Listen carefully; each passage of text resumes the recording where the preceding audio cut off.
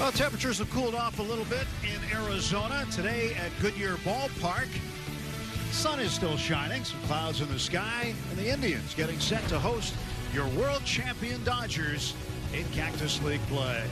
Hi again, everybody, along with Rick Monday. I'm Tim Neverett. Happy you're with us watching Dodgers baseball, no matter where you happen to be.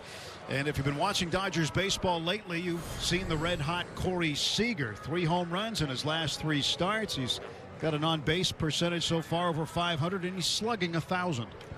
And the batting average is at just .438, but he's done everything. Obviously, he's a contact hitter to begin with, the World Series MVP, and he has been the MVP of spring training. The biggest thing, too, Tim, he's hit the ball all over the ballpark.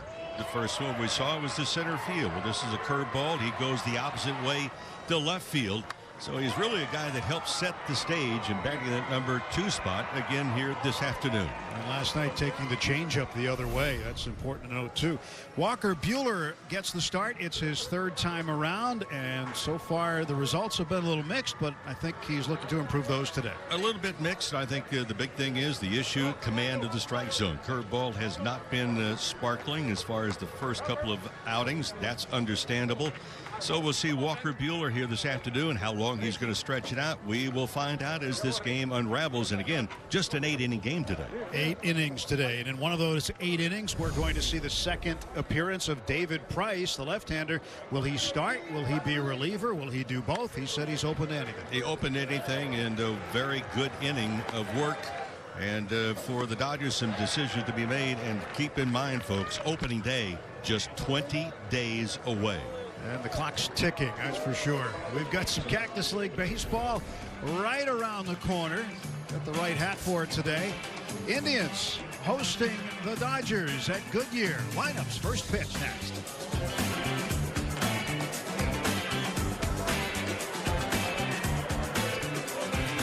Ball on Sportsnet LA is brought to you by the SoCal BMW Centers. BMW, the ultimate driving machine.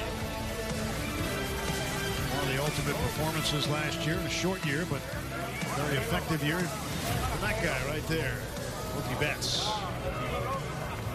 Expect to see a lot of Mookie moments this year for sure in a full 162-game season. Him wearing a Dodger uniform. 61 degrees. Plenty of clouds out there.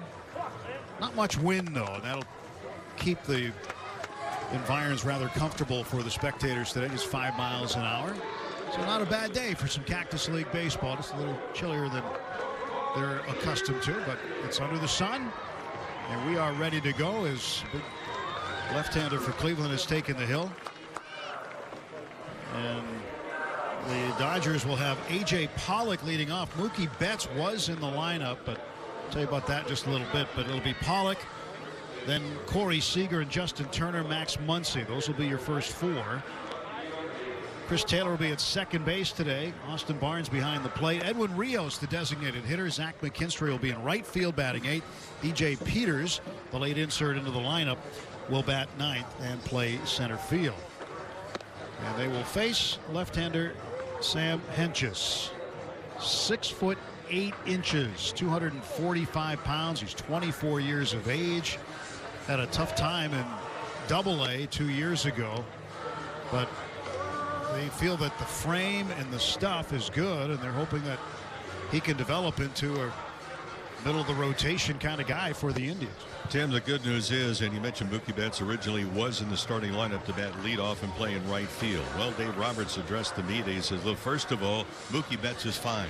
He says there's nothing going on. They just decided to keep Mookie Betts back at Camelback Ranch, Glendale. He will get his work there this afternoon versus being at the game in Goodyear just a few miles away. Well, Dave Roberts continuing to manage his people. That's what he does. He'll manage the individual here in spring training, depending on what is best for them to get them prepared for the regular season. And Corey Seager seems like he's ready. He has been on fire so far in the spring, as he has gone 7 for 16. But A.J. Pollock now moves from the middle of the lineup to the top of the order, and the Dodger left fielder will start us off here this afternoon. What will be the 13th game in the Cactus League season? Dodgers 6-3-3. The Indians are 6-6. Dodgers played the Mariners to a 4-4 tie in 7 innings last night. As Rick had mentioned earlier, we will play 8 innings today.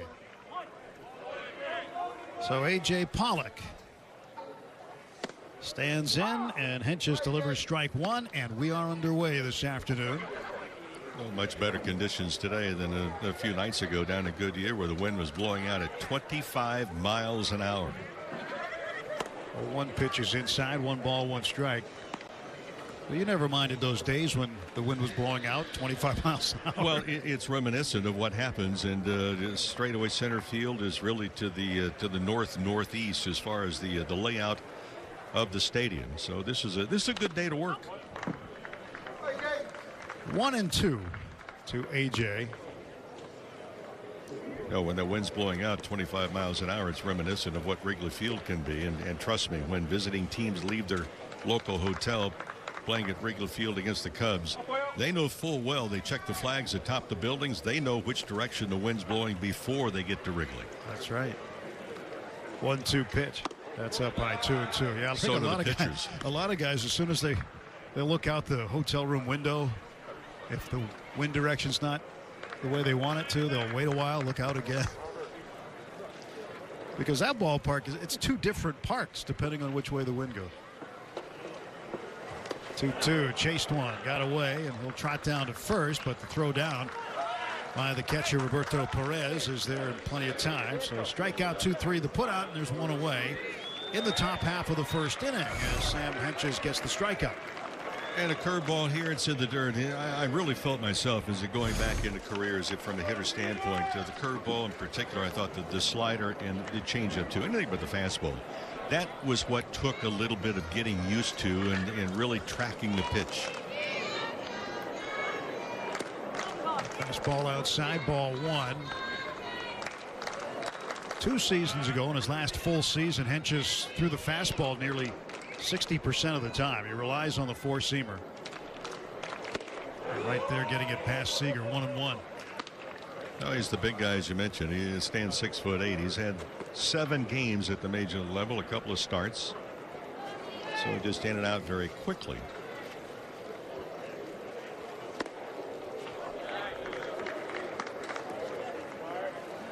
Throwing downhill, 6 feet 8 inches, and then on top of the 10-inch mound. 60 feet 6 inches away from the plate. 2-1. 3-1. Corey Seager, like any other hitter, when you're red hot early going in spring training, you will constantly hear teammates and other people say, hey, look, don't leave it in Arizona, don't leave it in Florida.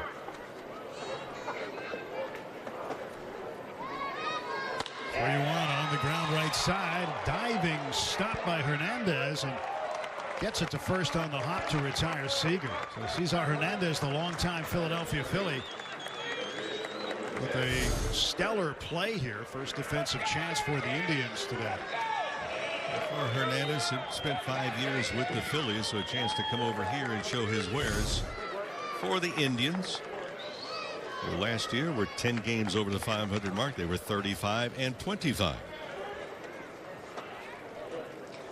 2 down as Hernandez robs Seager of a hit. Justin Turner 3 for 14 this spring. We'll take ball 1 inside and low. I still marvel at Justin Turner and anyone else that has that leg kick. Justin starts with a wide open stance, then the leg kick, and the stance closes a little bit. But start to think of the timing. How high do you raise the leg? On the off-speed pitch, do you hold the leg up into the air? I mean, there's so many different moving parts just to set up in order to get the barrel of the bat through. At the knees for a strike. And what a career Justin Turner has had since coming over the Dodgers. I mean, you start to think about the New York Mets. He was fighting to find a playing time, and comes the Dodgers and say, well, what he's been able to do, why did he not find playing time? Ground ball that's off the glove of Hentges. And first in plenty of time as Jose Ramirez was able to grab it and throw him out. 3 up, 3 down for the Dodgers in the top of the first. Walker Buehler coming out when we return. walking to the plate for the Indians to face Walker Buehler. No score. Bottom of the first inning. Jimenez, Jose Ramirez, the veteran third baseman, will be out there. Eddie Rosario to follow. Franmil Reyes, the designated hitter today. Former Padre Josh Naylor in the outfield. Jake Bauers at first. Veteran catcher Roberto Perez, the backstop. And Oscar Mercado is in center field. And here's Walker Buehler starting his third spring training game here in 2021. And he starts off Hernandez with ball one. Walker getting himself ramped up for the season. Big game butane right there. I mean, he has had such great performances in October. When it counts, he shows up. Not that he doesn't show up the other times. He certainly does. But when big things are on the line, Walker Buehler is there. He would have been the starter in Game 7 of the World Series had it gone that far. In fact, he went out to the bullpen late in Game 6 just in case he was needed.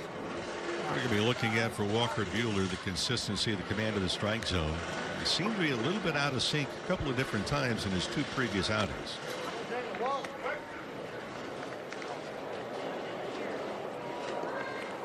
It is so fine as far as the rhythm, the mechanics,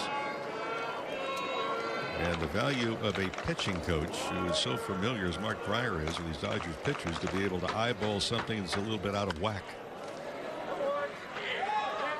And the first curveball that he throws, and that one was left up in the strike zone.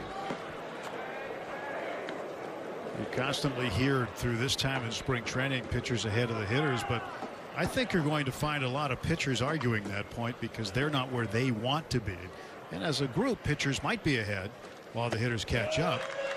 As Buehler gets strikeout number one. Well, he came back with a good curveball too. The preceding one was not as great as Walker Buehler normally throws, but this one, this is a lot better.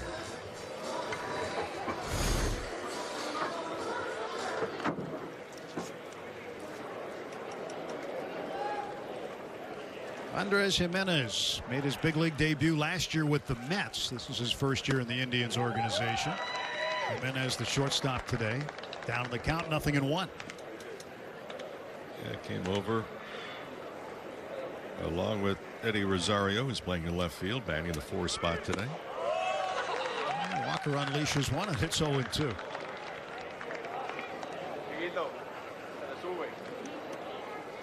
I think sometimes pitchers do have to hit the brakes at times during spring training games, knowing that they're not fully stretched. They'll let it go every once in a while as Chris Taylor throws out Jimenez. 2 down. You still hear them say, well, we're working on things. I'm working on a few things. Exactly. I mean, you want to get guys out, but the biggest thing is to get your work in. Is there a deficiency that you feel that you need to address in a particular game with live hitting and standing at home plate versus throwing in a simulated game or just live batting practice with hitters in there? Switch hitting third baseman Jose Ramirez takes a strike. So 10 pitches for Buehler. 9 of them have been strikes. Pretty good start. 2 down, bases empty. Curveball taken for a strike. Ramirez got a really good look at that one. Yeah, the only one that's not been a strike was the one bad curveball, the first one he threw, but he's dialed it in since then.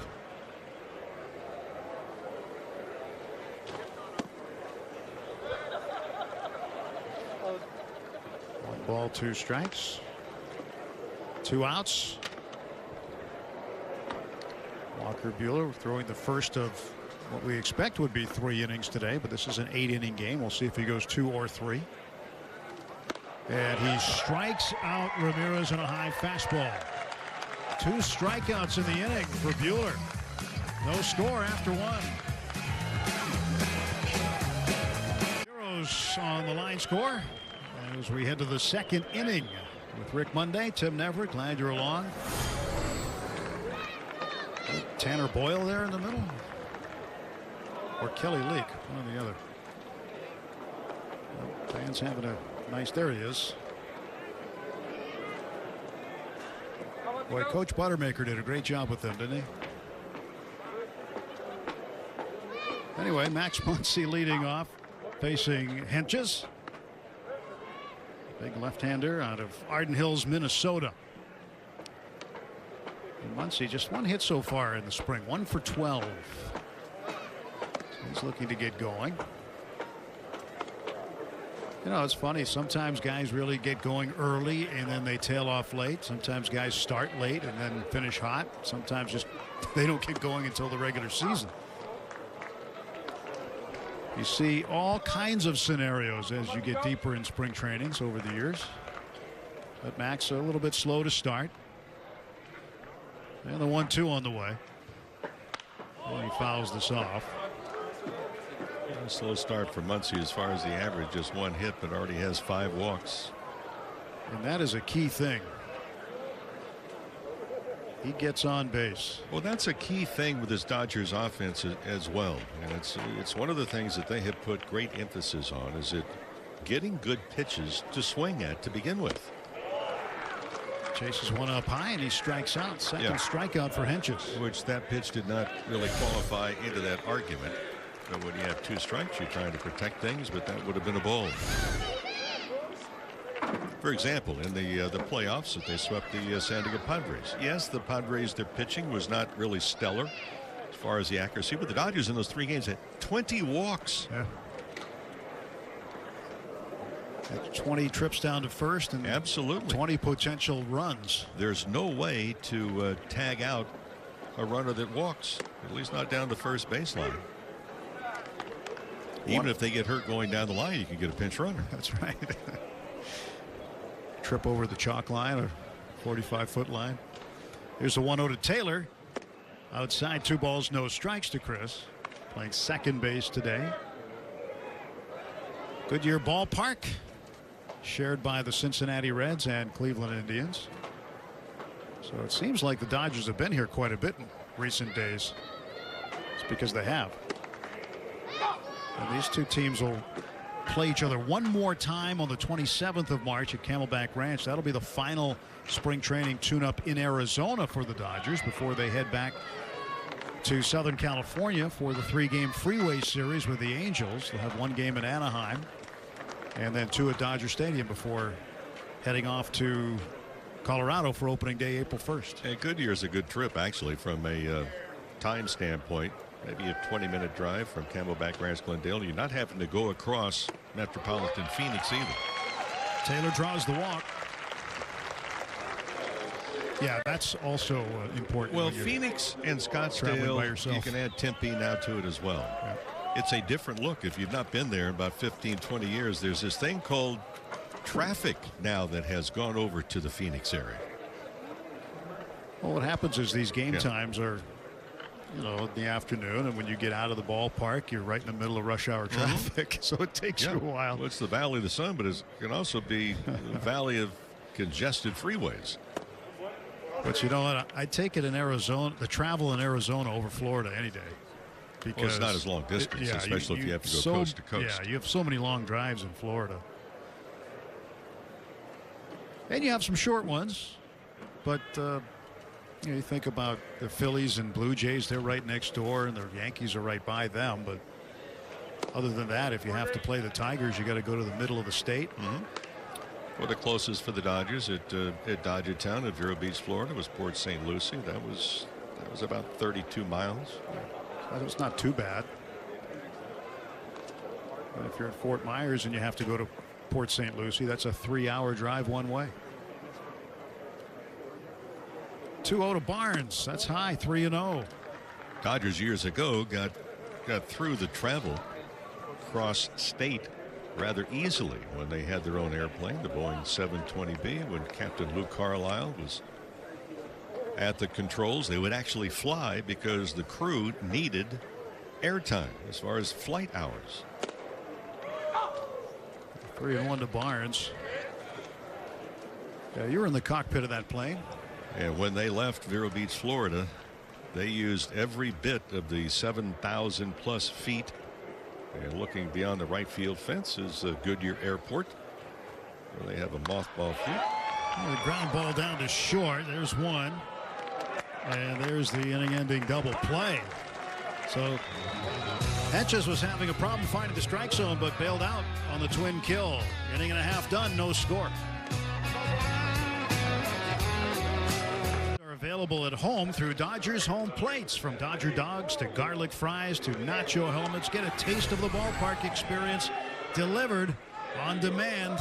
Search for Dodgers home plates on Postmates and order your stadium favorites for the next game now. A taste of the ballpark home with you or out there. Well, a nice way to spend an afternoon, huh? The family out on a beach blanket watching the ball game. First ball swinging is Eddie Rosario, and it's right to Max Muncy. 1 pitch, 1 out for Buehler in the second. Well, the Indians hoping for some better offense. They were 23rd in Major League Baseball as far as the team batting average. They were 24th in runs scored. They didn't give up a whole lot of runs. Terry Francona, the manager out of University of Arizona, and played with his dad, Tito, with the A's. The final year that his dad, one of the nice human beings, played in major leagues. Franmil Reyes takes strike one. Terry's got that reputation too around baseball, just being a good guy and fun-loving guy, and he likes to tease when he gets to know you. Well, to this day, I call him Kid, because with the A's, when school was out, he would join his father and we would play catch, and he was about 13, 14. Say, hey, Kid, you want to play catch? 1-2 to Reyes. And with Francona, you just wonder, what would his major league career had been had it not been for knee injuries and subsequent surgeries that he had. He's a terrific hitter. Just a delight for baseball, and a wonderful manager. He understands people. You and I were talking about this earlier today. He can size people up very easily. He's not trying to figure you out, but he has a good feel. 2-2 to Reyes. Line shot left field on a base hit. Which I think if you're comparing both of these managers, they both fall into that same category. Is that they understand people. They have great relationships. They have obviously deep knowledge of the games, but they're able to paint different palettes for different players that, we all learn differently.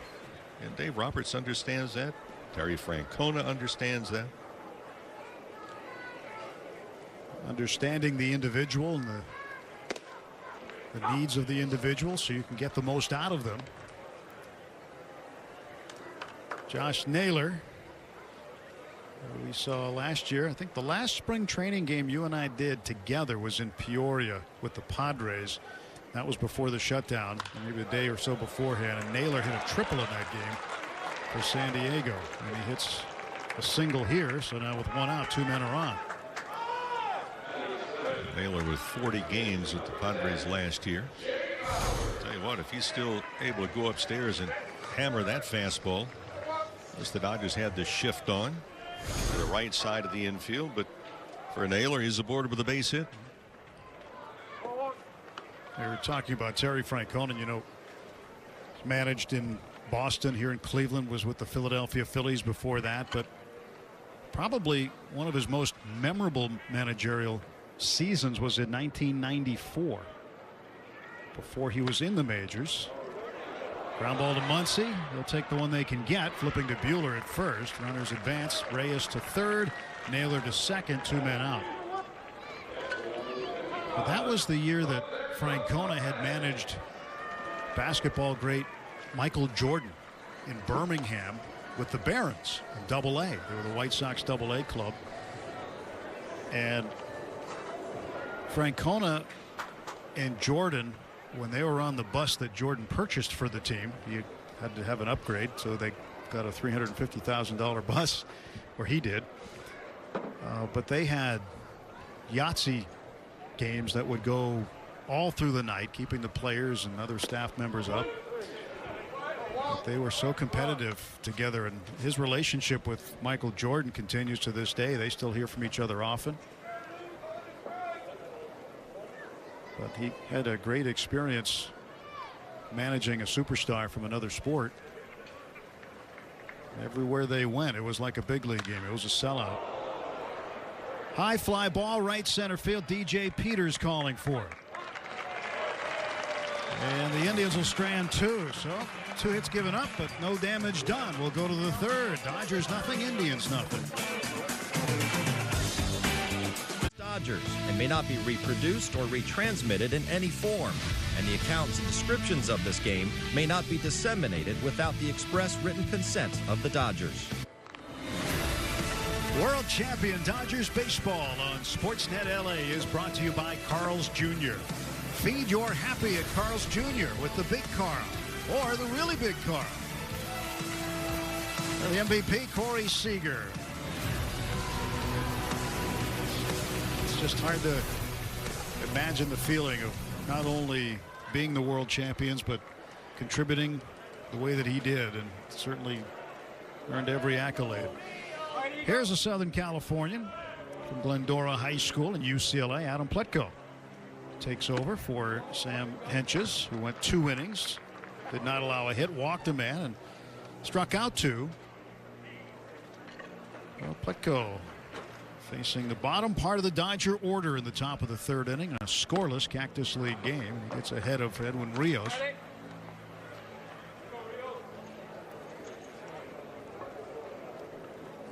Plutko was originally drafted by the Astros and had a chance to sign. And he was a fairly high draft choice. I want to say 6th round, right? Something like that. And a lot of times six round guys out of high school, they're going to sign, but he decided not to. He thought that he could improve his draft status. He went to UCLA instead.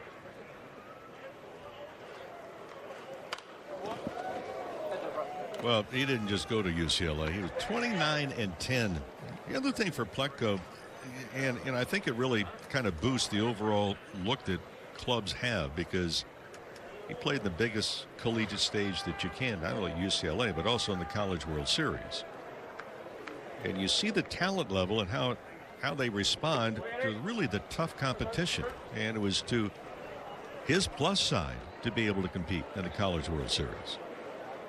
And when he finally came out into the draft, it was 3 years later in a pretty well-stocked draft. He ended up dropping to the 11th round. But the Indians grabbed him, and it's been all about the Indians ever since. And he strikes out Edwin Rios to start the 3rd. But yeah, I mean, you're right about the College World Series. Not only you're playing against the best competition, but they're in high pressure and high leverage situations.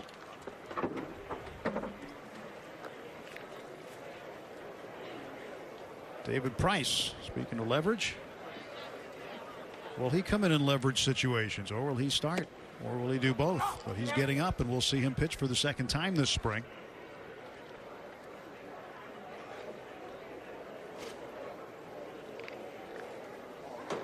Oh, 1 to Zach McKinstry. Popped him up. And the shortstop Jimenez will make the catch. 2 down.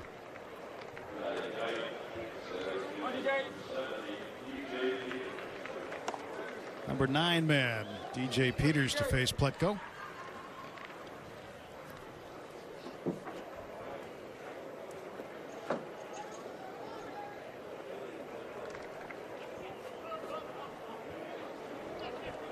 Everybody will remember that phone call that they get about, hey, we've just drafted you and signed you. Plutko, he will not forget it at all, because they called moments, I mean moments, after he had just uttered 2 words, I do. He had to take a voicemail. He was a little busy. Yeah, he was making another commitment. A pretty important one. Yeah. Yeah. 1-1 to DJ Peters. Fouled off the mask of Roberto Perez. And it's 1-2. 2 down, base is empty. In the top of the 3rd inning of an 8-inning game today. In 2 more days, you'll start to see some more 9-inning games. But as of the 14th of March, a couple of things will happen. Teams will be able to agree on length of game, but no shorter than 7 innings. So 7 would be the minimum. Currently today, it can be 5 innings or 6 innings as a minimum. But as of the 14th, the minimum will be 7. We'll probably start to see more 9-inning games as teams ramp up, and as National League teams start to get pitchers in there, maybe the 3rd, 4th time around they start getting pitchers some at-bats in games. The other thing that's going to happen in 2 days is the enforcement of the 3 batter minimum rule. Right now you don't have to do that, but you will starting the 14th. DJ Peters goes down on strikes. Adam Plutko strikes out 2. It's a 1-2-3 inning. No score. For the brand new season at MLBshop.com. Check out the new 2021 gear and shop the largest selection of official caps, t-shirts, hoodies, collectibles, and more. Gear up with the Dodgers at MLBshop.com. Walker Buehler, 24 pitches after 2 innings. He'll start here in the 3rd, and he is facing the catcher Roberto Perez, who was supposed to face him. The first pitch is fouled off. And this will be Mercado instead. Actually, it was Perez that made the last out in the 2nd inning. There's a ground ball to second base, and Mercado is out, so 4-3 the putout. Well, Mercado might want to just stay under the radar anyway, because last year was strange for all of us, a disaster for him. 17 games, hit a $128 was all, and then they called him into the office and said, you know, you need some more seasoning. But when you're optioned out and there was no minor leagues to be played, he had a difficult year. Cesar Hernandez with an 0-1 count on it. He's 0 for 1, struck out in the 1st. Well, this year they'll have a season. This year there will be developmental baseball, 120 games worth at the AAA, AA, and the multiple single A levels. 0-2. So hopefully a lot of these players who are hoping to be on track or be a little more advanced than they are will get those opportunities to work on their game, continue to develop, and continue to advance this year. A line drive to center and a base hit.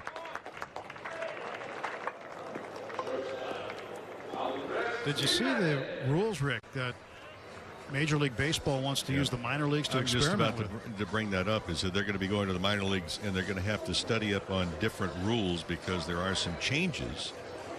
And it's not just blanket changes. There are changes in AAA, AA, High A League, and also the Low A League. Andres Jimenez grounded out to Chris Taylor at second base, first time up. 1 on, 1 out. He tries to bunt. That's foul. Yeah, the interesting thing, the size of the bases will be increased by 3 inches all the way around at the AAA level. I want to see if that's a safer. Which means they're going to be mechanism. 18 inches square. Right. Instead of 15, it'll be 18.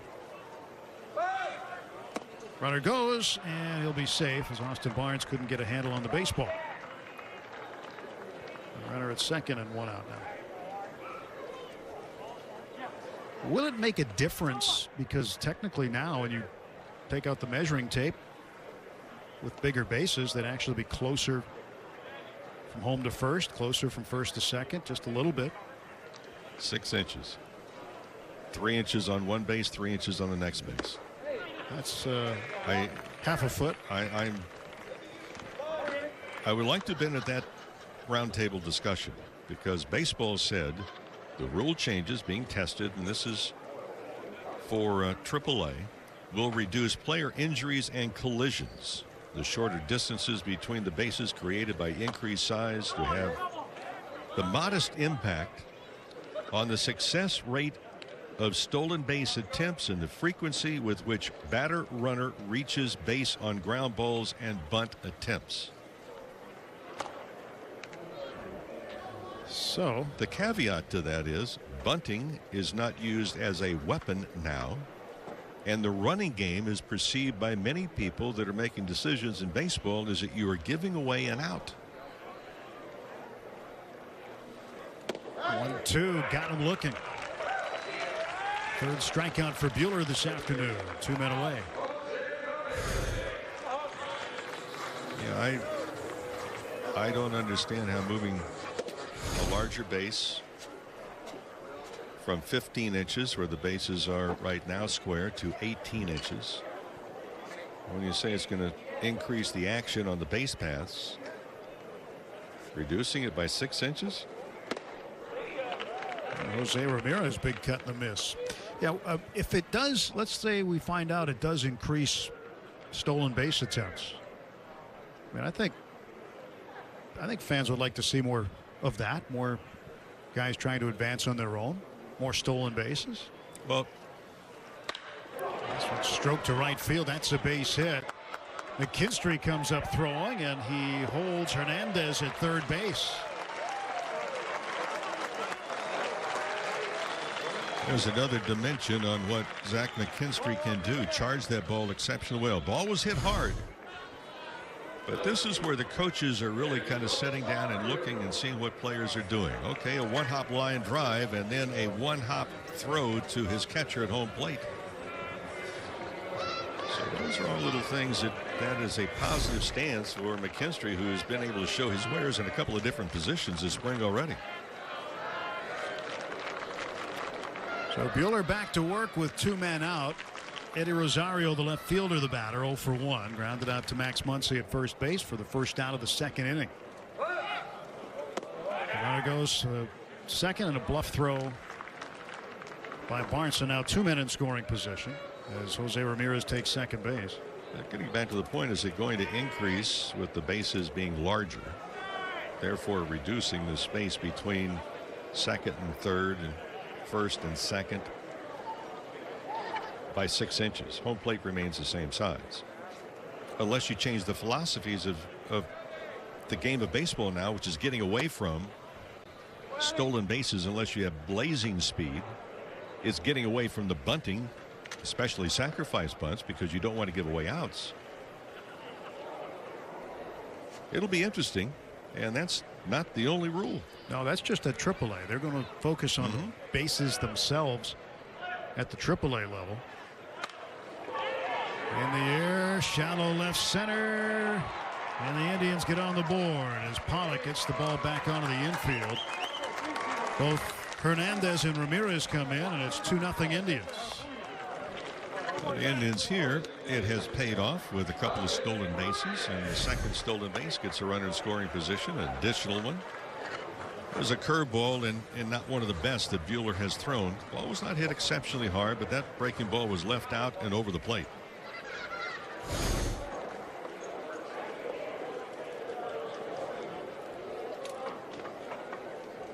Well, one thing that has been a positive for Buehler is his strike percentage so far today. He's working on that. 39 pitches, 32 strikes. But curveball was left up too much, and Rosario dunked it into left center for a 2-run single. Franmil Reyes with a 1-ball, 1-strike count. Reyes would like to see that fastball again. He was all over it.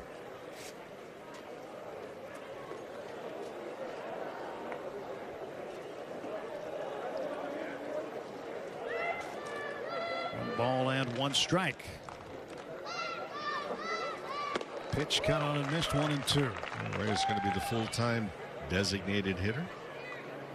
Last year in that spot, 9 home runs, 34 runs batted in.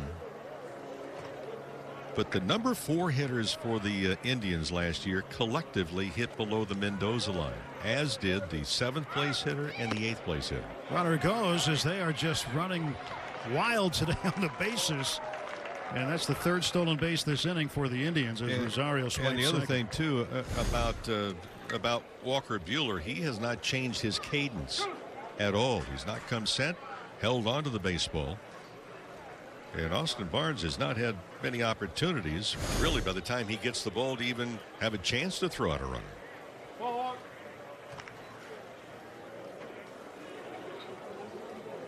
Another man in scoring position for the Tribe. And here's the pitch to Reyes. Swing and a miss. And Buehler strikes him out, but 2 runs come in on 3 hits. And the Indians get on the board. We'll head to the 4th. Cleveland 2, the Dodgers nothing. Not so good on the scoreboard right now as the Indians up 2-0, top of the 4th inning. Dodgers without a hit yet. They've had 9 up, 9 down pretty much. And here's an interesting story. Anthony Goes, former outfielder. He's out of Bellflower, California, former 2nd rounder by the Phillies back in 2008, who was a speedster on the base paths and reinvented himself after things were not going to work out for him as a position player. Wanted to pitch and went with the Tigers and started at the bottom, went back down to the Florida State League and Advanced A, and he has worked his way here to Cleveland, getting a shot as a non-roster invite with the Indians. Facing A.J. Pollock. A.J. swings at the first pitch, drives it to center. Back after it, Mercado. And Pollock retired. I don't know how many guys have ever gone from a position player to being a pitcher. We were talking about this in between the half innings. His first full season, Goes had 76 stolen bases. 2 years later, had 69 stolen bases. Terry Francona saw him throw on the mound actually just a few days ago, and he tickled the century mark, 100 miles an hour. He's certainly got some athletic ability, no doubt about it. Facing Corey Seager. Seager 0 for 1. He grounded at second base in the first inning. 1 ball and 1 strike. 97. Took something off. Yeah. So he's got a lively arm, and now they want to try to figure out how to use it. Yeah, well, Francona was also talking about the fact is that, interesting story, no question about this young man that comes on, but Terry was talking about, look, one book closed and another one opened up for Goes. That's a curveball in there. Very interesting and cool story. And he rose through the Blue Jays organization after leaving the Phillies. He made his major league debut in 2013. I beg your pardon, 2012. And split time between AAA Las Vegas and Toronto. And then the next year, the affiliation was moved a lot closer, so he was in Buffalo for a lot of the year, and then Toronto for about a third of it. Getting an awful lot of opportunity at the big league level as he strikes out Seager with a 98-mile-an-hour heater. Yeah, and the other story, too, is that Seager doesn't have the ball thrown by him that often. Goes went to spring training last year, the chance to do something. Obviously, cut short with the COVID along with everybody else. But then he got sick. He went to play some winter ball, got sick, had to come home. So he's really been battling and battling and battling. It's a credit that he's here and saying, hey, I'm still trying to hook on now as a pitcher and stay here. Strike called to Justin Turner. He throws that curveball along with a fastball near 100 miles an hour. He's going to stay. Well, certainly he's opened up some eyes in the Indians organization. They're trying to figure out how they can use him. Turner pops this one up. Shallow right. Coming in is Naylor. And he'll make the catch, and it's another quick inning. 1, 2, 3 go the Dodgers in the 4th.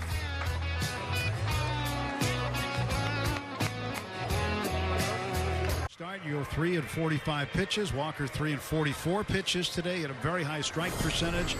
allowed 5 hits, 2 earned runs, struck out 4, didn't walk anybody. Important to have a 0 in that column too. As the Indians lead the Dodgers 2-0 going to the bottom of the 4th inning.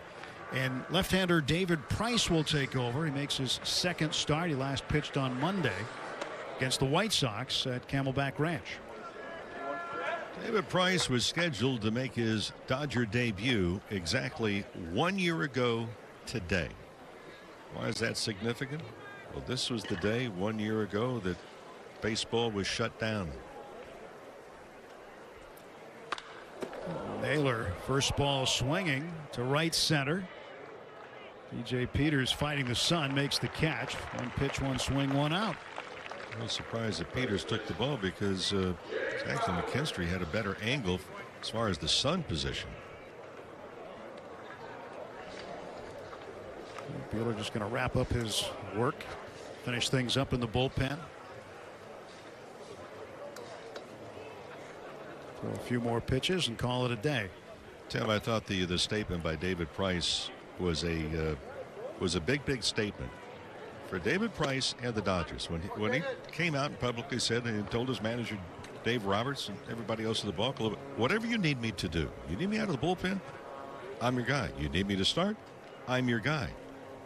Whatever decision is going to be made, you might weave your way through the season and that may change, but for him to come out and make that statement was I thought was a really a big one.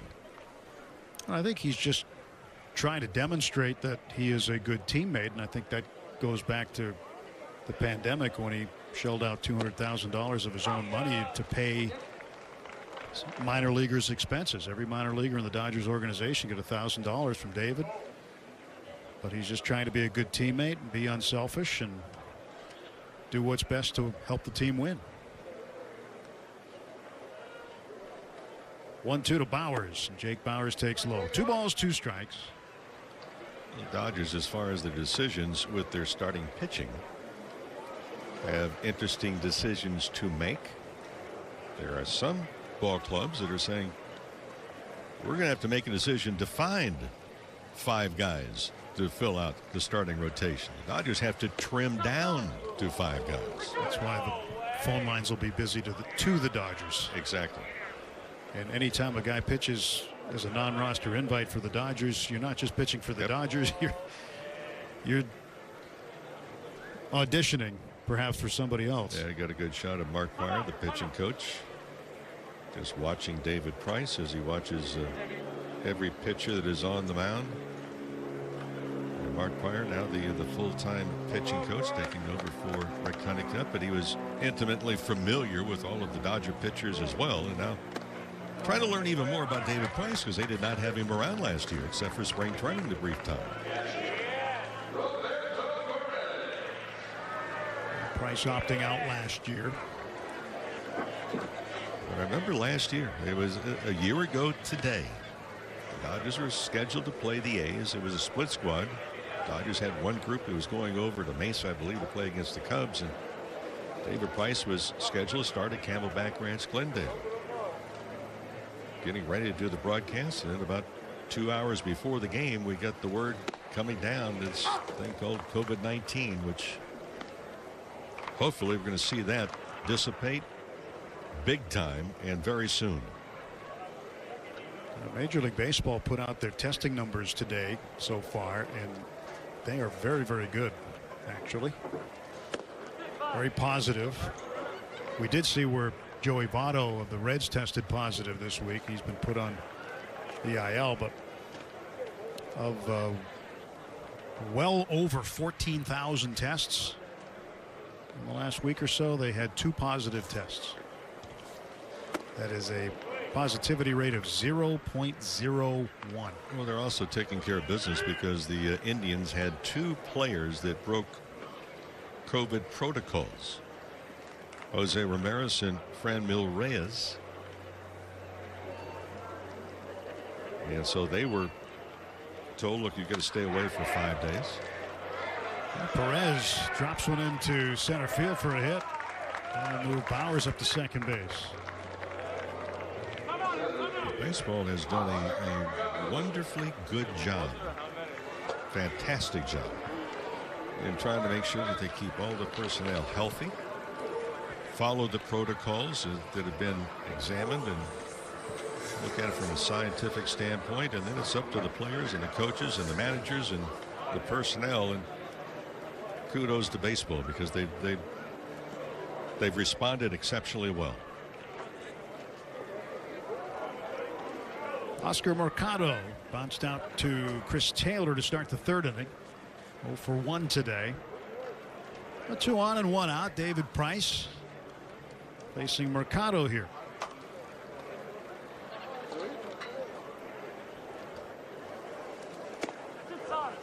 Inside for ball 1. Mike Malinsky, home plate umpire today. Dodgers have seen a lot of him recently. Chris Guccione and Ryan Blakeney, Jansen Visconti are rotating on the bases.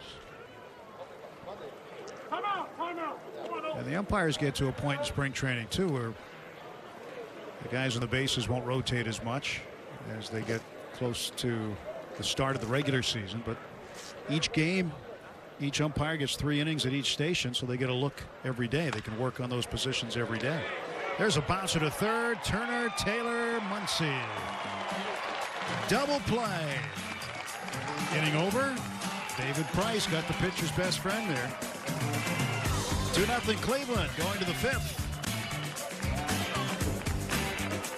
Team news and ticket information straight to your inbox. Register for Dodgers email alerts by visiting Dodgers.com/newsletter today. David Price gets the benefit of an around-the-horn inning-ending double play. And since he went 1 inning in his first outing of spring training, the plan could be for him to come out and pitch the bottom of the 5th. We'll see. Trevor Stephan, right-hander, former New York Yankee farmhand, first year with the Cleveland organization. Getting the sign squared away with Roberto Perez. But Perez looks a little slimmed down, doesn't he? Lost 25 pounds in the offseason, he said. Veteran catcher. Got a new trainer this year, and at age 32, he says, I'm not getting any younger. I've got to be in better shape, and he dropped 25. Lost the weight and hope he doesn't find it. He was up to 230 last year at the end of the year, and I think he just said enough's enough. Max Muncy 0 for 1. Swings and hits a high fly ball left field and gone. Second hit of the spring for Muncy is a round tripper, and the Dodgers on the board. It's 2-1.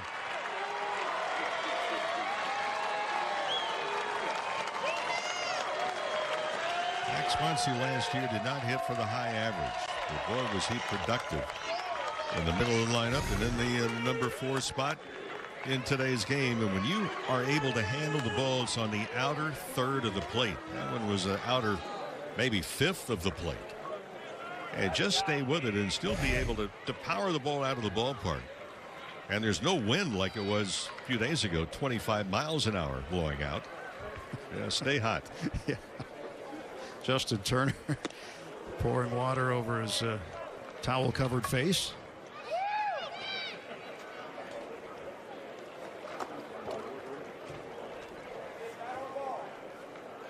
Well, because of the way the Dodgers have been really not hitting much in this game, that's the first hit the Dodgers have today. It's going to mean the regulars, if they're planning on getting them 3 at-bats each, will stay in this game longer. Yeah. It's not that hot, but they need to cool him off.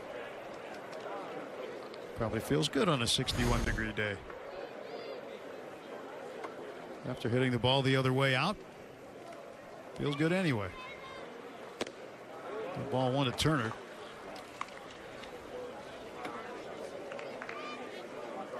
Taylor, rather. Like I said, Turner. Taylor. Beg your pardon. And Chris walked in the second inning.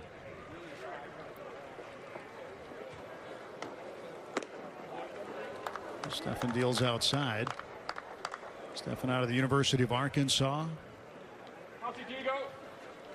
Magnolia, Texas native. It's been as high as Double-A with the Yankees organization. Was in Trenton in 2019, but he'd been in the Florida State League in Tampa. He actually repeated it. That was at what was then the advanced A level. 18 and 19. We talk about high A, low A, advanced A,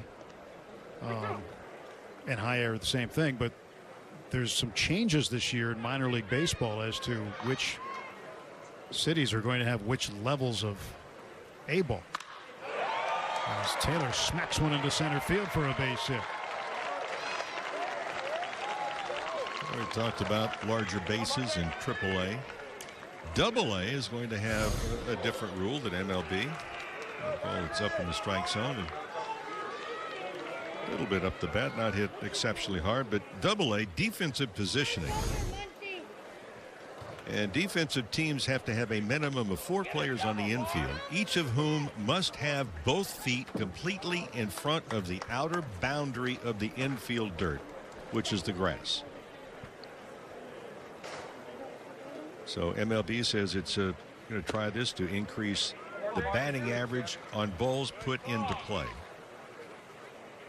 And then they may require 2 infielders to be positioned entirely on each side of second base in the second half of the season in Double-A this coming season. 1-0 pitch to Barnes, who hit into a double play his last time up. He goes the other way, a long way. Naylor back, and he won't get it. Taylor heading to third base on a long shot to right by Austin Barnes. Well, not played particularly well by Naylor, because off a right-handed bat, the ball is going to tail to his left as it goes back. But he turned to his right and got crossed up, and then by the time he tries to turn back the other way, the ball's off the end of the webbing of the glove. So the first 12 batters of the game went 0 for 11 with a walk. Taylor was the guy that walked, and now the last 3 batters are 3 for 3 with a double and a home run. That's baseball. That's how it goes. Edwin Rios takes a strike. I think that'll be interesting to see the defensive positioning in Double-A this year and the data that's collected and how that all works out. I guess you could still do a modified shift if you have to have 2 players on either side. That one is stabbed by the pitcher Stephan. He goes to first, and Rios' out. Runners hold. Nice play, nice reactions by Stephan just in the ball game. They're backing up a few bases.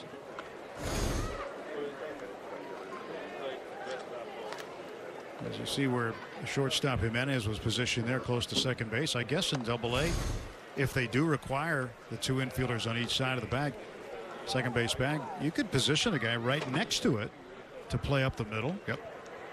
And it still means you could take your third baseman and play him over in the hole. And the infield is going to be not all the way in tightly. They're going to try and shut off the runners at second and at third. Yeah, tying run at third. Go ahead in scoring position at second base. Strike 1 to McKinstry.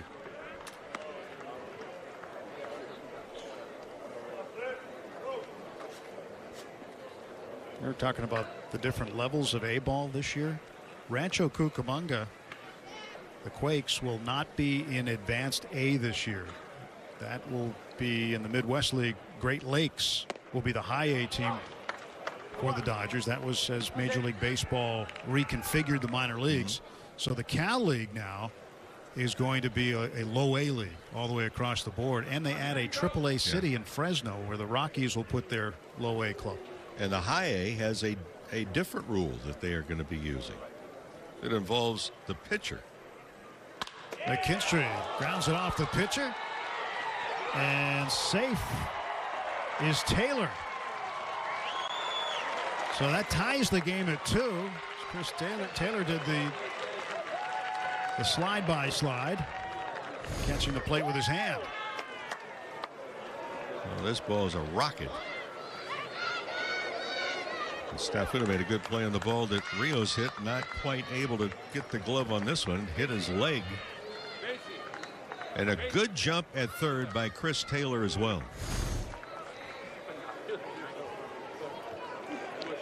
No new ball game, 1 out. Go ahead run is at third, and they're just checking to see if Stephan's okay after taking one off the body.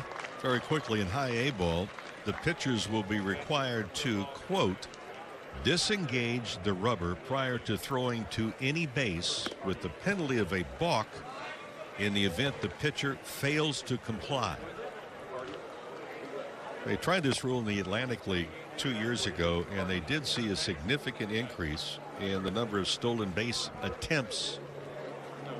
So they're going to adopt that rule in high A, and then as you're referring to as low A, they're going to use robot umpires, and there will be pickoff limits. The number of pickoff attempts that you can do, and those will also change. So if you change leagues, it's going to be different rules.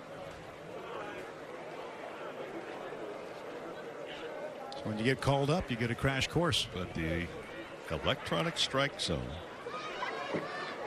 was used in the Independent Atlantic League before going to the Arizona Fall League. So that's going to be in low A this year. Pitch outside to DJ Peters, who is 0 for 1.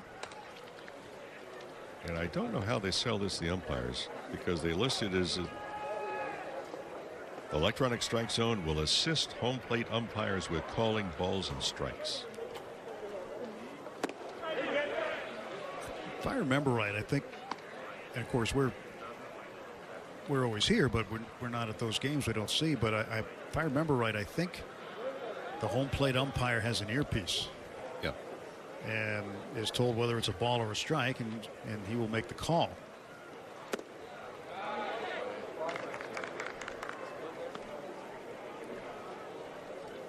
But the robotic umpire subject, a very sore one with the guys who wear the blue shirts. There was a quote from an umpire, very well respected umpire, 40 years ago, Harry Wendelstedt, whose son Hunter is a major league umpire now. And here's the quote from Harry Wendelstedt about electronic umpires. Now, this statement was made now like 50 years ago. He said if they did get a machine to replace this, you know what would happen to it? Why, the players would bust it to pieces every time it ruled against them. They'd clobber it with a bat. And in low A, they're going to have a chance to clobber it with a bat this year. There's just a lot of things that Major League Baseball is looking at. The advancements in technology. How can they use that technology to make the game better? And so after the Atlantic League experiments last year, they're going to put it into affiliated baseball this year. It's DJ Peters hits a high fly ball, third base side, and under it is Jose Ramirez for the second out.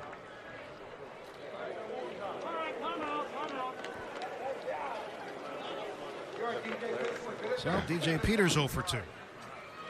So at the low A, electronic umpires. Yep.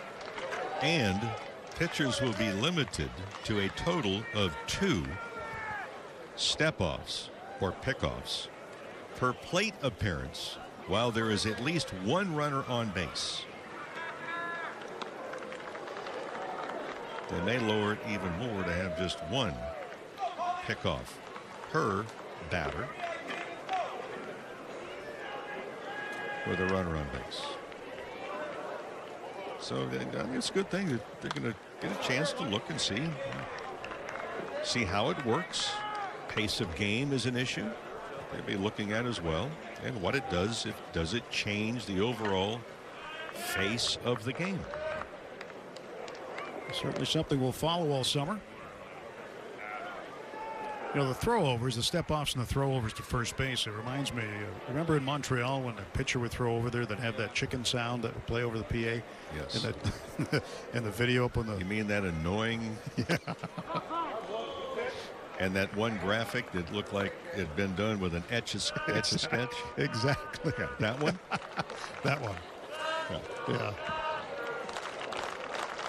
Yep.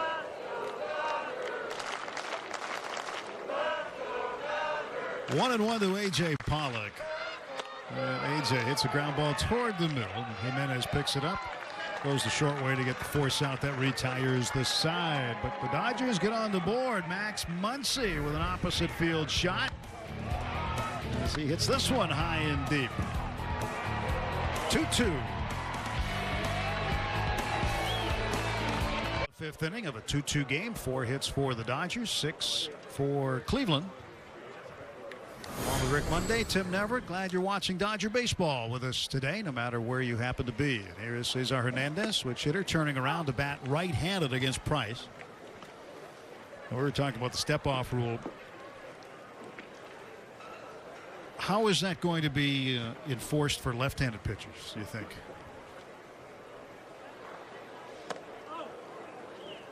They're going to have to step off and throw, step back and throw that way? It's a good question, because a left-hander has the ability to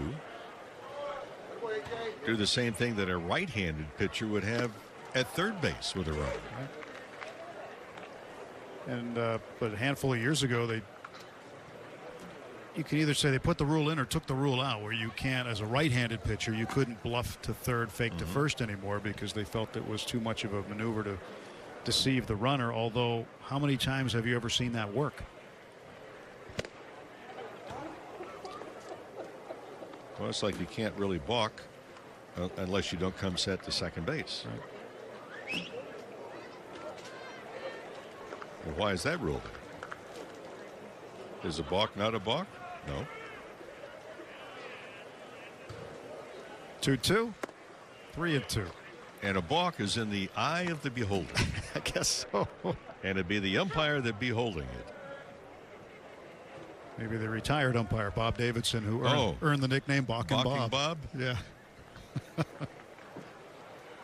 He saw the balk better than any umpire ever. He did. And Price gets the strikeout. So Hernandez out on strikes. One away in the Cleveland fifth. Well, speaking of balks, there is a rule that was put in a couple of years ago, and it affects David Price. When you watch him, it appears as though he's out of the stretch with nobody on base. Okay, but you will watch Price here. He actually has to declare to the umpires if he's going to be out of the stretch or out of the windup. He's pitching out of the stretch here. But he had kind of a side saddle windup in the past, and which he'll use sometimes. But he would be one of a number of pitchers that would have to go out and declare, okay, I'm going to be pitching out of the windup, so don't call me for a balk here. Once he'll handle that for the out. So Jimenez is out. 2 men gone.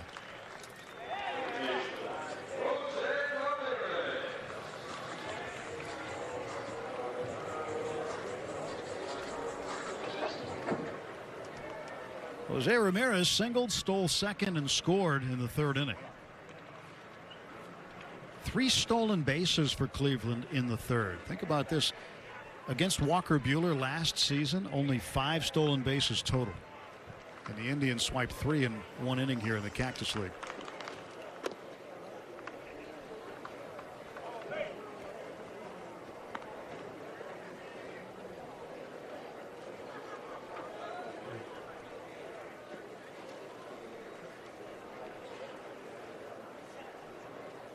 Ramirez also a switch hitter, batting right-handed against the lefty Price.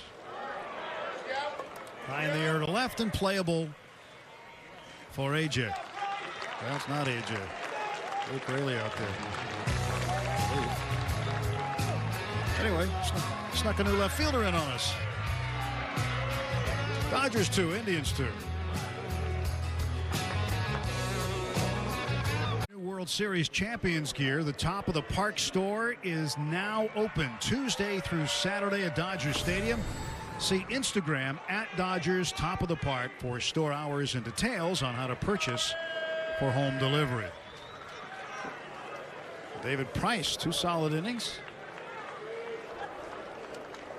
So Price now will take the rest of the afternoon somewhat off. But here's James Karinchak, who the Indians have a lot of high hopes for. And honestly, if you play for the Indians, why wouldn't you want to wear number 99? Except he's probably not the Wild Thing. But the character that Charlie Sheen played in the Major League movies wore number 99 in an Indian uniform.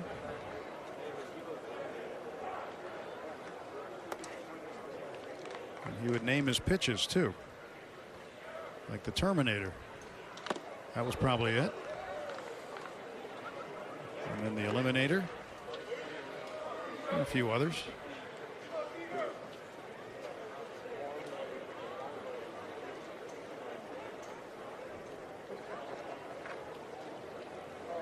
One pitch from Karinchak to Corey Seager. Missed outside, 2-1.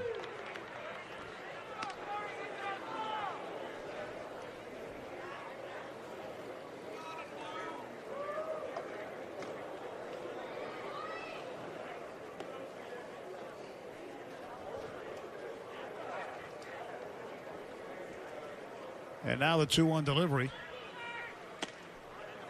And that's inside. So in spite of the fact Buehler gave up a couple of runs today, Dodger pitching's been pretty good coming into this game. The Dodger staff led the Cactus League in ERA, just a tick over 3. And they maintain the lowest opponent's average at .215 against. That one's into right field. Jake Bauers tried to flag that one down. And now Seager is aboard. Dodgers have the go-ahead man on to start the 6th. Looked like the ball had some topspin because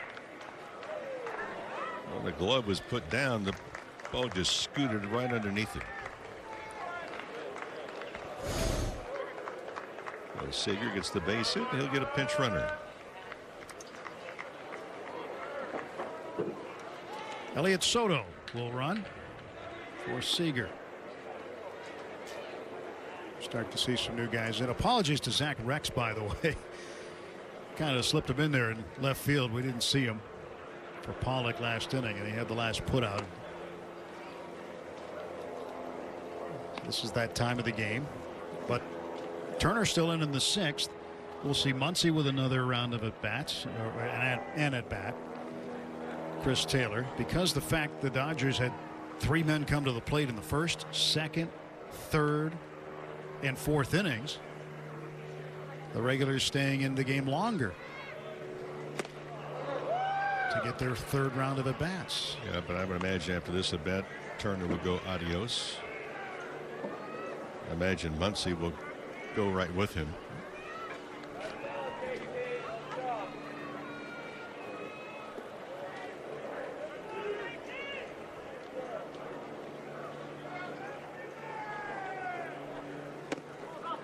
Just outside. Karinchak last year, not certain how much Turner knows about it, but Karinchak, abbreviated season last year, but for every 9 innings, if you put all the numbers together, see there for 9 innings, struck out over 17. Was on a strikeout pace.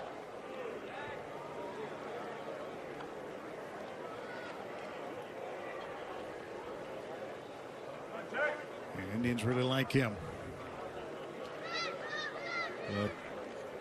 I read one story is that Terry Francona was talking about Karinchak. It says he has a chance to be one of the elite pitchers. He's set at the belt. Soto off of first, and the pitch by Justin Turner.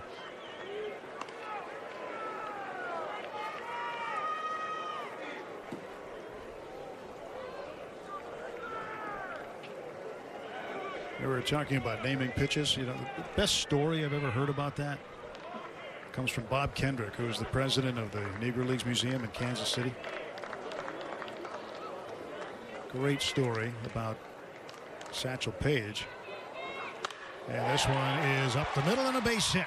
Justin Turner with a single. He's 1 for 3. 2 hits to start the top half of the 6th inning. I don't know if we're going to get a shot at it. That was hit almost at the camera, and it looked like it was a knuckleball because look at the flight of the ball. It goes to left and then back to right again. Look at it. I mean, it's a knuckleball. You can see the seams on it. So Turner knuckles one into center field, and now he'll take the rest of the afternoon off. A Charlie Huff base hit. Yeah.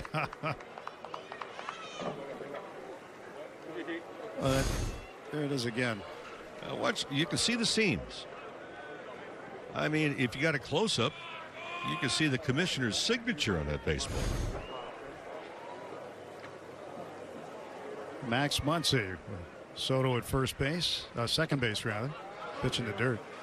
Just to finish up that story about Satchel Paige that Bob Kendrick tells is he said that Satchel Paige he named all his pitches, and he said one of them was the B-ball. And it said, why is it the B-ball? And he'd say, because Satchel would say, because it be where I want it to be when I want it to be there. Devin Mann is running at first base. Muncy looks at a curve inside.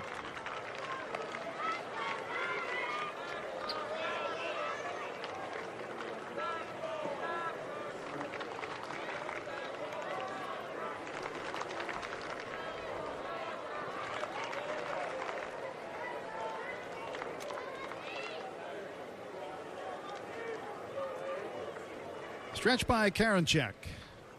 Dodgers threatening with 2 on and nobody out, and Muncy fouls it back. You ever been there to that museum? No, I've been to it.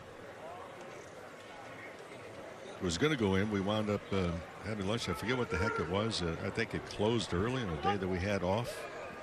They were just redoing it. And having played in Kansas City initially with the A's before it moved to Oakland, there was a great history in that town to begin with. Yeah, it's a great tour, and I highly recommend it to anybody who has time and finds himself in Kansas City to stop by there and take the tour. I know that many players have been supportive. Major League Baseball is partnering with them, and it's a tremendous museum with great history in there. And if you're lucky enough to get Bob Kendrick to give you the tour, it's like a living documentary.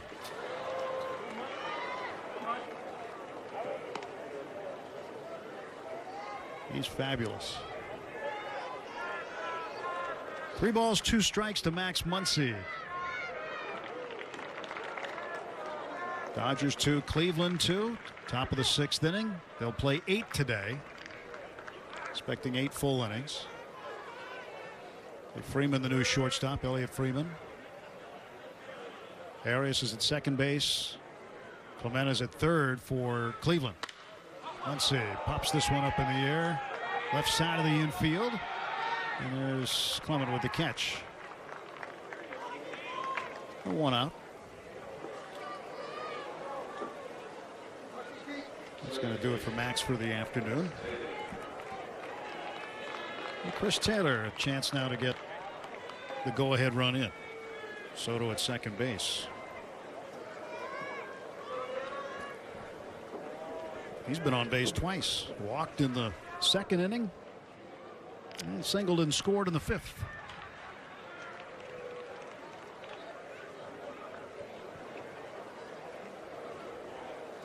Dodgers' first dozen hitters today, 0 for 11 and a walk. That was Taylor's walk. We mentioned this before, but the last 10 are 6 for 10 with a double and a homer. Muncy with the home run in the 5th inning.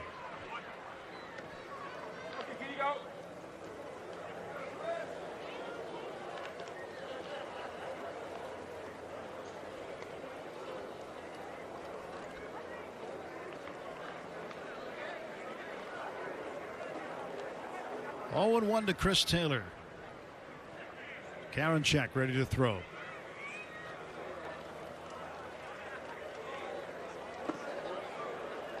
And he buries one for a 1-1 count.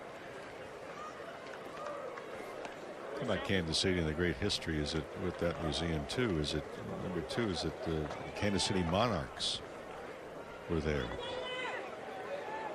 Buck O'Neil comes to mind immediately. Elston Howard played there for a while.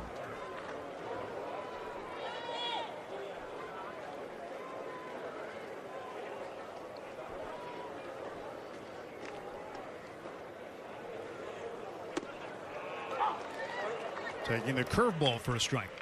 I had the pleasure of introducing Buck O'Neil at a awards dinner one night, and I told a story about a former player that just really encouraged and had about a 30-minute meeting with a rookie years and years ago, and the rookie was struggling. And what that former player said to that rookie really took hold.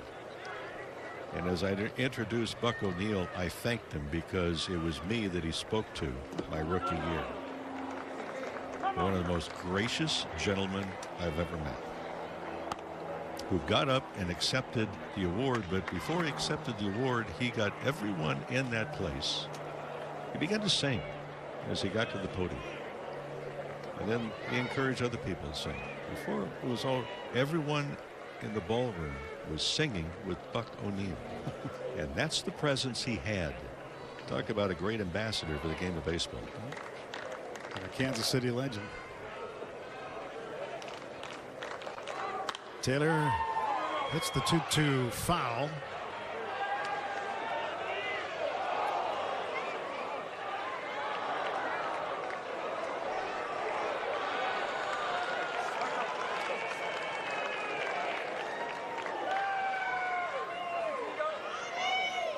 Chris Taylor out of University of Virginia. Other family members play at Virginia Tech. I asked him one time, how did you get away from Virginia Tech? He said, oh, they didn't recruit me.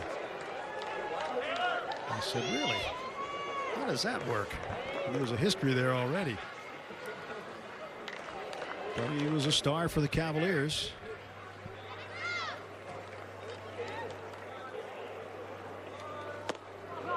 That's outside. Good take. And a good pitch.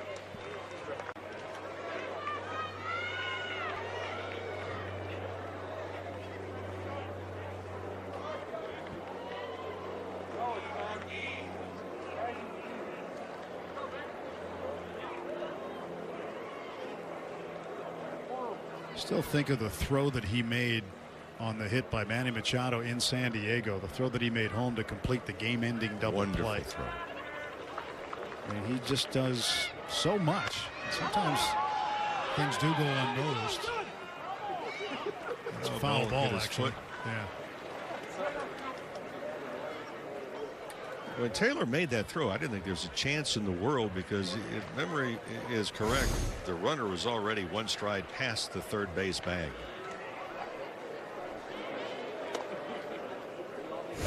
And that throw had to be on the money, which it was. And Chris Taylor admitted right after the ball game and into the game right there is the best throw he's ever made in his life.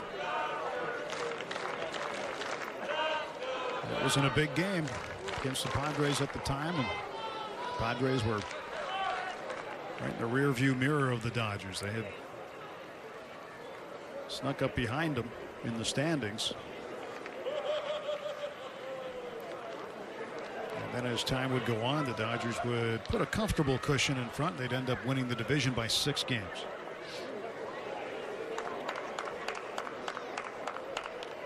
A lot of folks are looking forward to the series with San Diego this year. There should be 19 pretty good games. Pretty fun games to watch. 3-2 foul back. But there's a lot of things this season that we'll go back to that'll be so much the same, but different from last year. The way the schedule is, which when you're in baseball, that's what you live by. Your entire life goes by the schedule, no matter what role you have with a club.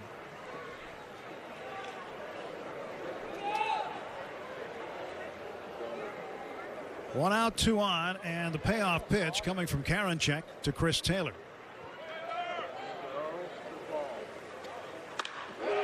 And that's through. And Rounding third is Soto. Throw up the line. Dodgers lead it 3-2. Chris Taylor drives in the go-ahead run. Well, how big was it when Taylor took the 2-2 pitch, which is a terrific pitch by Karinchak because he was trying to get him to offer it just outside. Then he fouled off one 3-2 pitch. I believe it was 9-pitch at bat. And for Taylor, gets the Dodgers up on top. Just a terrific sequence of pitches that either fouled them off or took them and delivers the big RBI. So veteran pitching coach Carl Willis will come out, puts his hand on the shoulder of Karinchak. And he's making the pitching change. Carl Willis been around quite a long time. And the Indians will bring a left-hander in. First and third, one out. Dodgers lead for the first time today. Sixth inning. Kirk McCarty's going to come on to try to finish out the inning for James Karinchak. Ominous clouds in the area. Expecting some weather. So Kirk McCarty, 13 starts 2 years ago in single A. So has not pitched above A ball. But apparently last year continued to work hard and develop still. And here he is in a spring training game. So Devin Mann, the runner at second base. Chris Taylor is at first, and Austin Barnes getting his third at bat this afternoon. Miguel Vargas running at first for Taylor.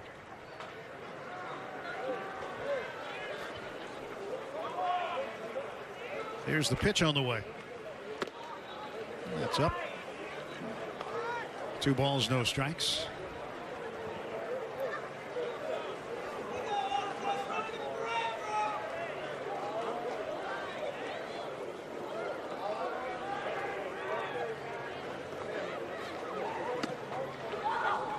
There's a strike. Tomorrow, by the way, is an organizational day off. No game scheduled. It's the first day off of the spring. Day off in baseball is relative, by the way, because I guarantee you someone's going to be working somewhere. But no game tomorrow. Austin Barnes gets under this one and hits it deep to left and gone. A home run for Barnes. Austin Barnes with a 3-run shot.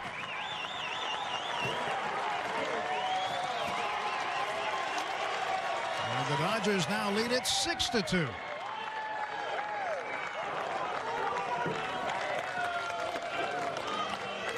Pitch selection.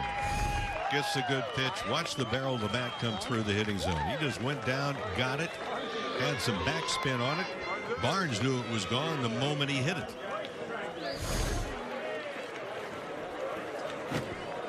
Four runs in the inning for the Dodgers. 2 home runs in the game. Barnes and Muncy. Barnes, when he hit into the inning-ending double play in the second inning, after that he went 2 for 2 with a double and a 3-run shot. So big day for him. Matt Davidson batting in the DH spot for Rios.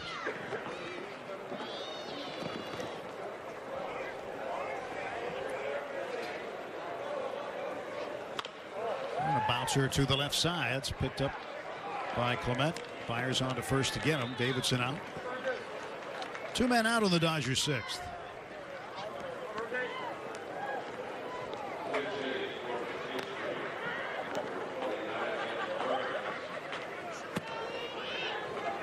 So I mentioned tomorrow the day off. Back at it on the 14th. On Sunday,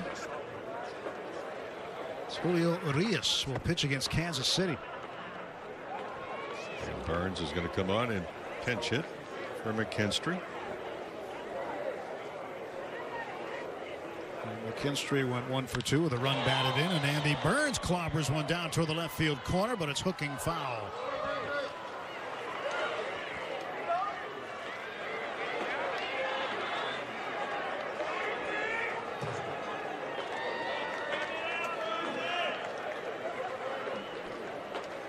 Two out, bases clear. Dodgers up 6-2, looking for their 7th spring training win. They have been unbeaten in the last 4 games. McCarty deals high and away.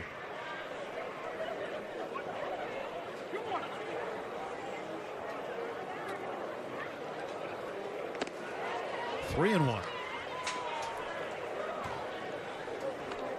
So Dodgers on Sunday night against Kansas City, then 4 straight day games next week. Monday, Tuesday, Wednesday, Thursday. Rockies, Brewers, White Sox, Diamondbacks. Oh, what a play by Clement. Just stole a double from Burns. Andy Burns smoked that down the line, but a great play by the Cleveland third baseman. But with 2 on, Austin Barnes got around on this one and drove it a long way to give the Dodgers a 6-2 lead. No errors for the Dodgers. For the Indians, 2 runs, 6 hits, and no errors. Edwin Rios in between A.J. Pollock and Chris Taylor. They're heading out now. Their work on the field here is done. Justin Turner joining them, as well as Max Muncy. Scott Alexander will take over the pitching duties. David Price, 2 solid innings. The left-hander 0-1 in spring training. This will be the 4th time he's appeared in a game. So Scott Alexander. He has himself a new catcher. Keibert Ruiz making his spring training debut.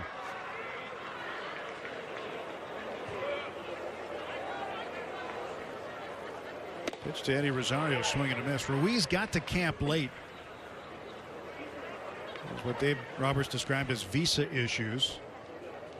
So he had to leave Venezuela, got to the United States through the Dominican Republic, and then once he got to the U.S. made his way to Arizona. 0-1 pitch from Alexander. In the air to left. And it's carrying well. Back to the wall is Rex, and he makes the grab. 1 out. Well, just kept carrying. Oh, the visas used to be one way that at times there were players that used that as a way to not have to report as early to spring training as maybe the calling card was. Joe DiMaggio once told me, he says he was always late to spring training. He said everybody thought I was holding out. No, so I just didn't want to be there that early. And sometimes it paid off financially for him to say, hey, I'm not going to be there.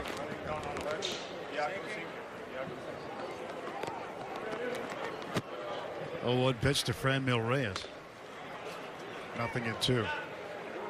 Well, he had kind of a track record. He could probably get away with more than most. You think? Yankee Clipper. Yankee Clipper.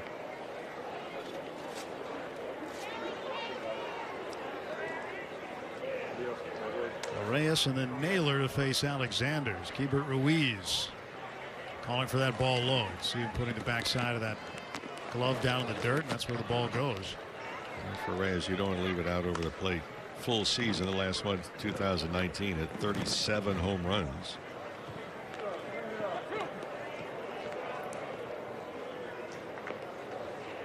Cleveland and San Diego still hit 9 home runs, knocked in 34 runs last year.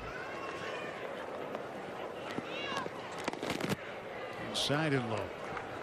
For Ruiz, speaking of last year, Ruiz made his major league debut last year on the 16th of August against the Angels. Got to start a game, and his first major league at bat, he took a 1-1 pitch from Julio Teheran and drove it over the wall. It was in the 3rd inning. Strike 3 called as Alexander stands up Franmil Reyes. 2 down. But Ruiz, one of those guys that had a home run in his first major league at bat.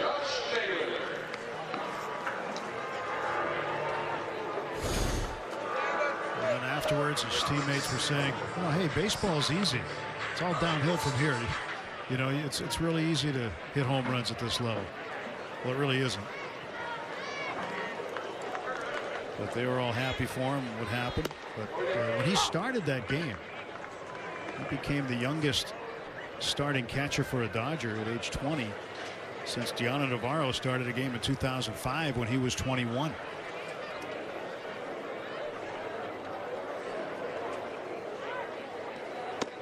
Naylor takes strike 2. Well, for Ruiz, we kept hearing about him from a gentleman that I put a lot of stock in. And he says, watch this young player, Pat Corrales, former Major League catcher and now an advisor of the Dodgers, telling us for years about Reyes, and we finally had a good look at him. Brief look, but last year. There's a ground ball to Soto at short. That should take care of things as Scott Alexander uses the turbo sinker to have a quick 1-2-3 inning and finish it off with a ground ball out. Expecting a little bit of rain here. Top of the 7th inning of what is scheduled to be an 8-inning game. Poncho's out, threatening clouds in the area. There are some storms throughout the mountain regions and the Midwest coming. Did you know it snowed in Las Vegas yesterday? Well, that might have been even early this morning. I saw a video of that. It snows there occasionally, but snow level not went down March. locally here to 2,500 feet. I say here, we are in studios in El Segundo. We are not in Arizona. DJ Johnson is. DJ Johnson last 2 seasons with the Colorado Rockies organization had a career high 28 appearances with the Rockies last year, 7 the year before. DJ Peters smacks one foul and out of play. It's a DJ against DJ. DJ Peters. DJ Johnson. And a DJ played the walk-up music.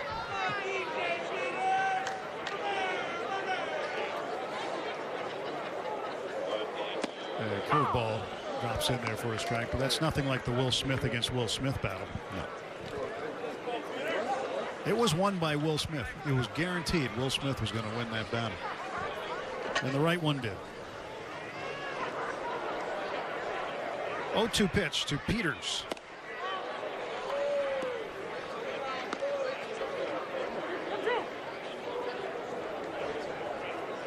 DJ is a physical specimen. He can hit the baseball a long way.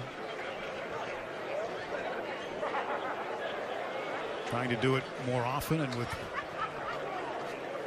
more consistency. I mean, really just making the hard contact more consistently. The home runs will happen once you do that, won't they? When you're that big and that strong, yes.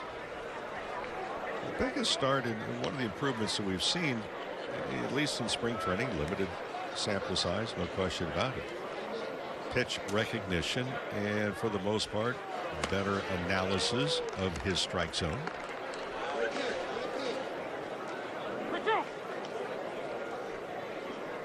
You talked about pitch selection with Austin Barnes. I think we talked about it at the open of the telecast with Corey Seager. But what is the key to being a hitter and knowing when to select a good pitch?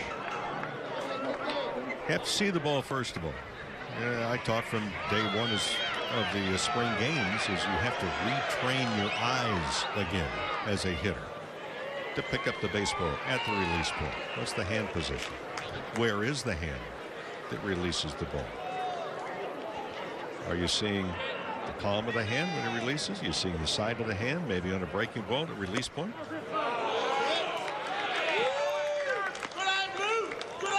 So DJ Peters walks down to first base. The score will also indicate what you're going to be trying to do. You have to be even more patient if you're behind. It's late in the ball game, taking pitches, trying to make the guys work, especially if you're trying to get into the bullpen. The count. If there's a history view with this particular pitcher, what's that history, and are you aware of it? But hitters also need to know, well, they know where they want the ball. What areas of the plate do they not handle particularly? Wild pitch will move the runner up, and Peters with a huge turnaround second base. We'll have to go back.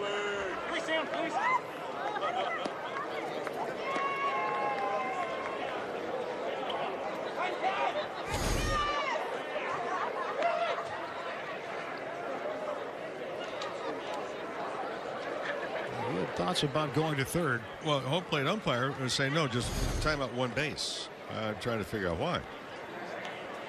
Pitch to Zach Rex. There's Rope down the right field side. That's going to be in for a hit. That wild pitch will end up being costly for Cleveland as DJ Peters comes in to score easily on an RBI base hit for Zach Rex, and it's 7-2.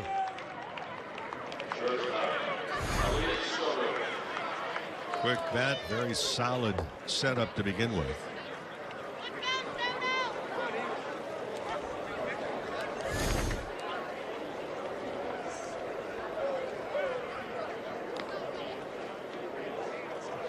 Elliot Soto playing shortstop.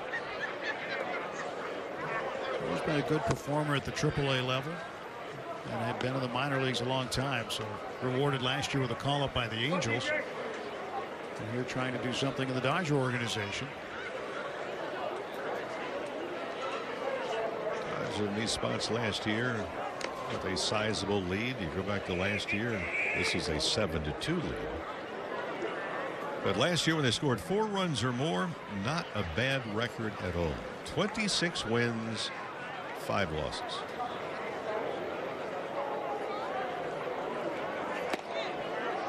And snapped in for a strike, 1-1. Of course, the overall record to begin with of the season, you look at it and go, wait, misprint? No. 43 wins, 17 losses.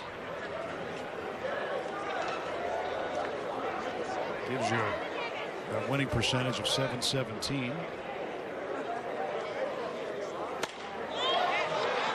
To right field, and that's going to dunk in. Soto with a hit. Rex goes first to third.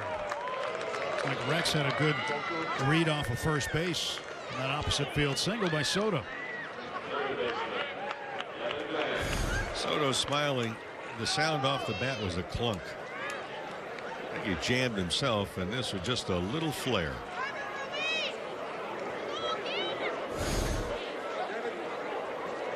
Arias did something that you normally don't want to see a fielder do, and that's to reach down with the glove only to field the baseball. You go down with both hands, you go down with a bare hand, not with a glove. Why? Well, if you drop it, you have to go back down, pick it up again. What do the runners do? They continue. Devin Mann with a check swing foul ball.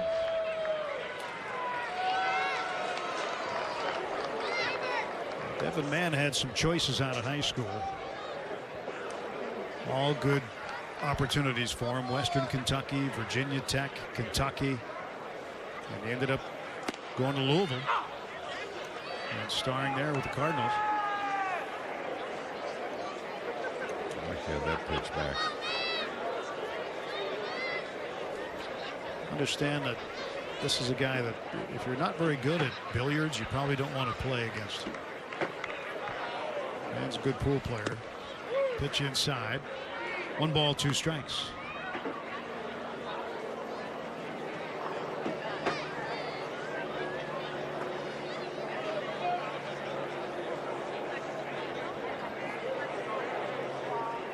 Devin Mann against DJ Johnson. Bo Taylor, the new catcher for Cleveland. Still 1-2.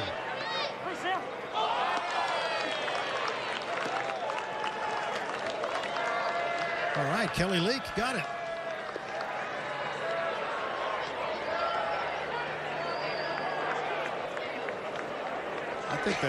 I think number 12, wasn't that Tanner Boyle for the Bad News Bears? Look at that catch. But see, Kelly Leak covers the outfield. He catches everything. Coach Buttermaker told him to.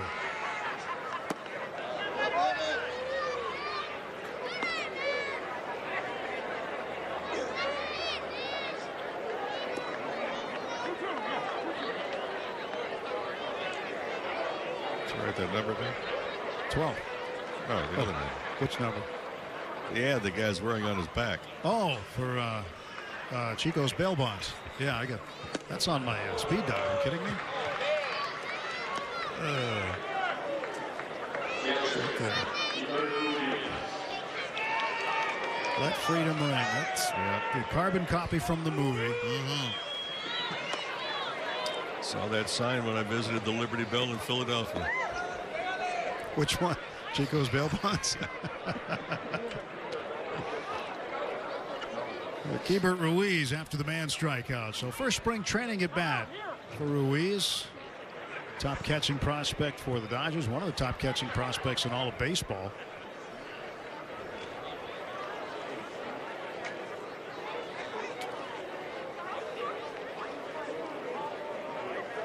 One out, runners at the corners. And that one way inside.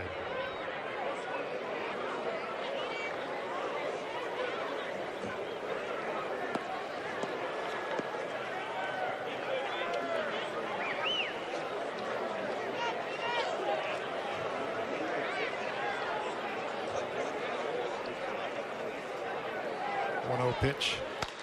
And Ruiz strokes it down the right field line.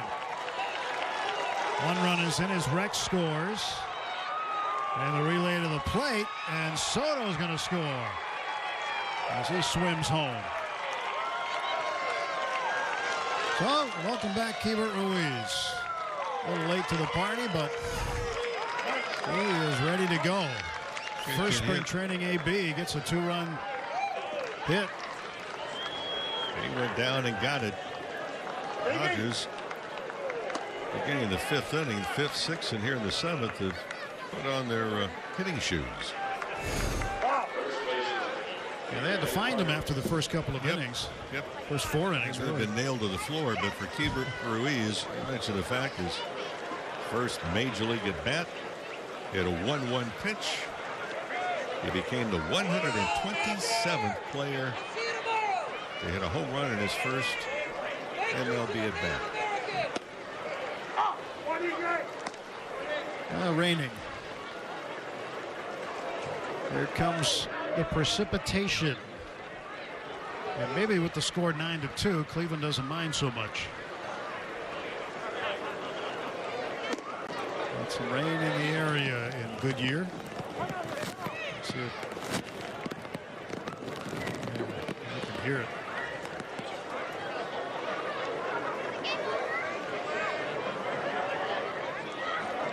Fans heading for dry ground.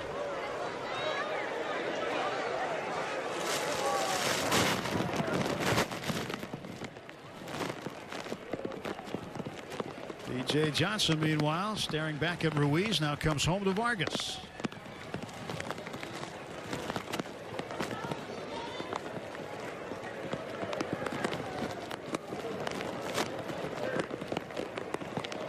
That out's pretty clear.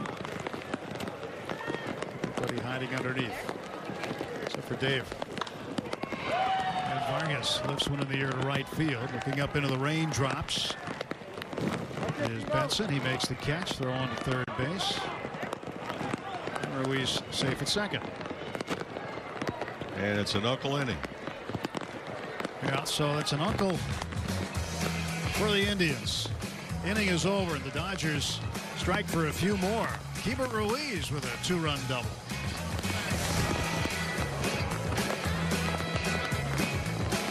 Coming to an agreement that this game will be over due to the rain that is coming down in Goodyear. So the Dodgers with 9 runs on 11 hits. Cleveland 2 runs, 6 hits. Indians went up 2-0. Dodgers scored 9 unanswered. 9 runs over their final 3 innings after being hitless through their first 4. And David Price will get the win today for the Dodgers in relief of Walker Buehler. So that will do it. Game called a little early today in Goodyear. Dodgers get their 7th win, 9-2 the final. For Rick Monday, I'm Tim Neverett, our entire crew. Thanks for watching. We'll be with you again Sunday when the Dodgers face the Royals on Sportsnet LA at 5:30. Once again, 9-2. Dodgers win today.